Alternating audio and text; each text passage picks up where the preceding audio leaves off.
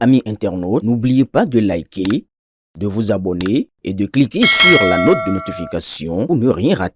La Gani poursuit son cours dans une ambiance empreinte de ferveur, de tradition et de retrouvailles. Pour cette deuxième journée de célébration ce mercredi 26 août 2026, l'attention était particulièrement tournée vers le parcours rituel effectué par le Sinaboko, une séquence hautement symbolique de cette fête. Dans les rangs des participants, la satisfaction est également au rendez-vous. Venus assister aux différentes étapes de la célébration, ils apprécient l'organisation mise en place et l'atmosphère qui entoure cette édition de la Gani.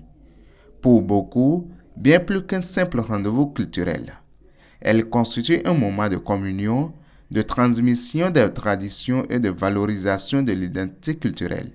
Les participants saluent ainsi la mobilisation autour de l'événement et l'attention accordée aux différents rites qui rythment la célébration.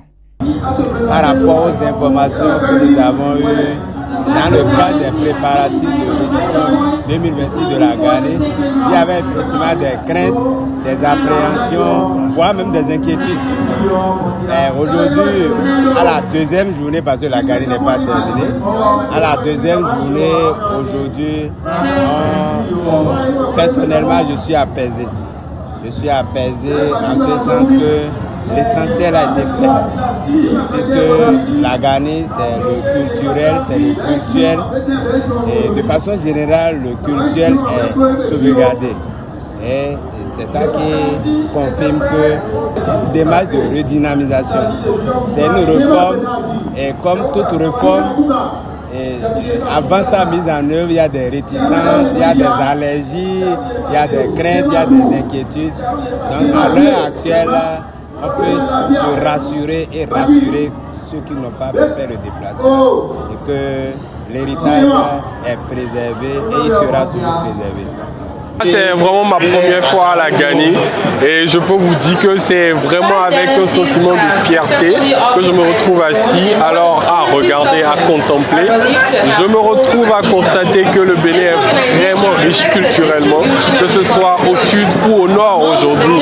Et franchement, je dirais un gros merci à l'État d'avoir mis sa main aujourd'hui dans cette organisation, ce qui fait que vraiment c'est un wow. Je recommande ça à tous ceux qui sont pas encore venus au Bénin. La Gani, c'est quelque chose qu'il faut vivre. Il ne faut pas se laisser raconter cet événement culturel. Il faut la vivre. Vraiment, on doit tirer un coup de chapeau au gouvernement du président Wadayi. Coup d'essai, coup de maître. À ce niveau, il n'y a pas de problème. C'est bon, je n'ai pas regretté d'être venu. On constate que cette année, c'est mieux organisé, c'est bien structuré, puis il y a beaucoup plus de monde. Ah ouais, le monde, ça vraiment, on a vraiment constaté, puis bon, on a aimé quand même d'être là. Cette année, il y a une bonne organisation que le gouvernement prend en charge. Je n'ai jamais vu. Et la manière dont notre gouvernement a pris le Ghana en charge, vraiment, on lui félicite beaucoup. Félicite beaucoup. Merci, merci au gouvernement, monsieur Wadayi. C'est effectivement ma première fois à la Gani.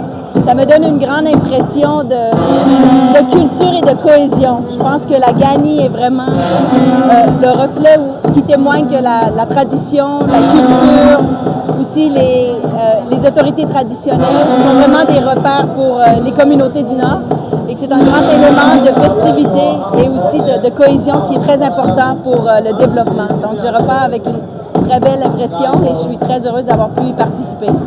C'est formidable, c'est juste formidable. Je pense que en tant qu'enfant du Bénin, mais du Sud, je crois que c'est important de parcourir toutes nos zones pour avoir de la diversité et de la richesse. Il y a beaucoup de richesses dans le Nord et je pense que j'ai eu raison de venir.